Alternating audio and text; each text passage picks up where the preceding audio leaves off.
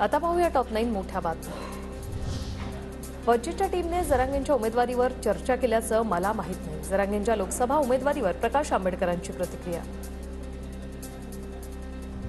भाजपचे मुंबई जिल्हा अध्यक्ष आशिष शेलार आणि राष्ट्रवादी शरद पवार गटाचे आमदार रोहित पवार यांच्या रंगल्या गप्पा। रोहित पवारांच्या खांद्यावर हात टाकत शेलारांच्या गप्पा अनेकांच्या भुवया उंचावल्या। राज्य सरकारने दिलेल्या मराठा आरक्षणाविरोधात हायकोर्टात याचिका। 10% मराठा आरक्षणाविरोधात जयश्री पाटलांकडून रिट याचिका दाखल।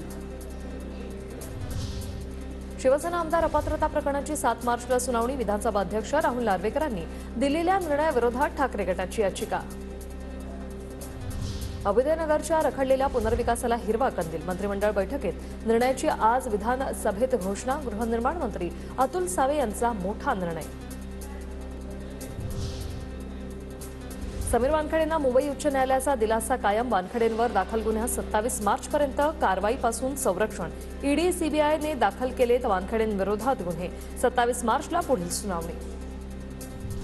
पुणे ड्रग्ज प्रकरणी 3600 कोटी रुपयांचा संपूर्ण व्यवहार हवालामार्फत झाल्याचा संशय। देशासह परदेशात ड्रग्ज पाठवताना हवालामार्फत व्यवहार झाल्याची माहिती। पुणे पोलिसांकडून हवाला कनेक्शनचा तपास सुरू। महादेव गेमिंग ॲपवर ईडीची मोठी कारवाई। सट्टेबाजी प्रकरणात ईडीने 580 कोटी रुपये गोठवले।